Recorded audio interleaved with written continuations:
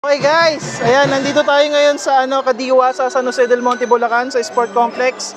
So, magta-try tayo magluto ng Hungarian sausage para sa free taste. Ayan guys. So, dito na lang natin ilulubog. Ito, medyo mainit na to. Ayan, sakto lang yung fire. Yun. Ayan, okay. So, tingnan natin. Yan. Tapos, asan yung mo? Iba pa. So, ito naman, ham naman siya. So, subukan natin dito yung ham.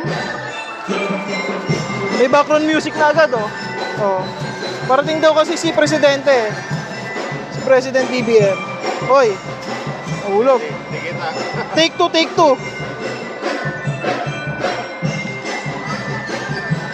Yan. Yan. Okay. So guys, ayan yung mga gustong matry. Nandito kami ngayon sa San Jose del Monte. Hanggang alauna siguro kami dito. So, alas 2 alis na kami. Hi, ate. Try mo mamaya. Free taste. Ay, sige po. Yan. Ano kaya, benefits? Ha? Rabbit meat. So, ayan, yung benefits ng rabbit meat, guys, mas mataas siya mataas yung protein niya, tsaka less yung fat. So, yung mga nagda-diet, pwede ito. Tsaka recommended din siya ng mga nutritionist. So, yung mga medyo may sakit-sakit na, ganyan. So, pwede nyo itong itry, guys. Sa una lang, medyo hindi pa sanay ang mga taong kumain ng rabbit meat. Pero, katagalan, matututo din yan. So, guys, ayan. So, ayan guys. So, tingnan natin itong isa natin. Ayan. Naka-deep fry siya. Pero usually, pwede mo naman siyang hindi deep fry. Pero, dahil dinip fry na natin. Kuya, video, kuya. Kuya, video ka dito. So, eto, pwede mo rin siyang actually steam. Pero, dahil walang kuryente dito, pinirito na lang namin siya. So, ayan. So, sakto lang siya. Maglabas ka pa ng Shanghai.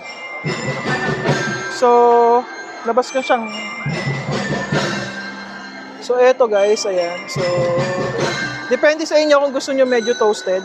Yan. So, ayan. Rabbit sausage. Rabbit sausage. Sir Jun, dito ka. Sama ka sa video.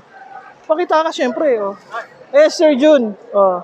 Ayan ang, saan po kayo president? President ng... San Isidro. Ayan. Vegetable. Ayun. First po kami.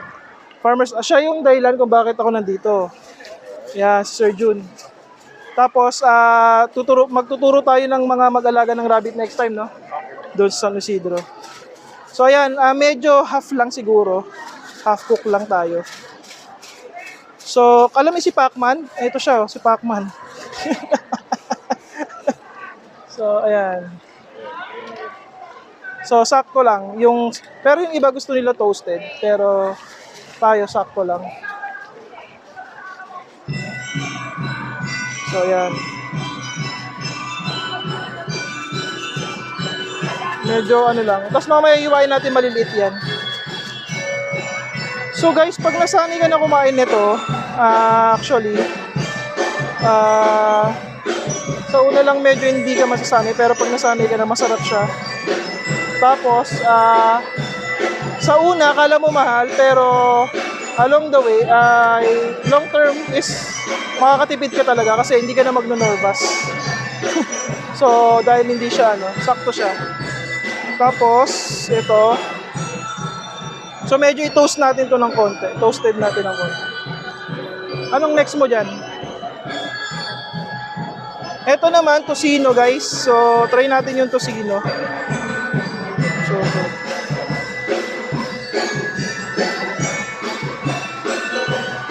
yan. Tocino.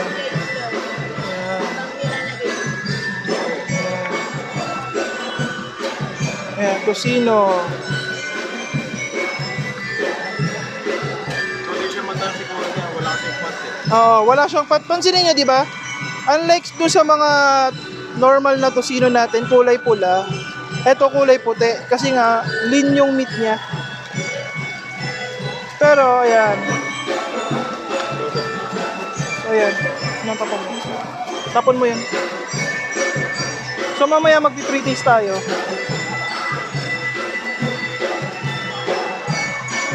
Ayan.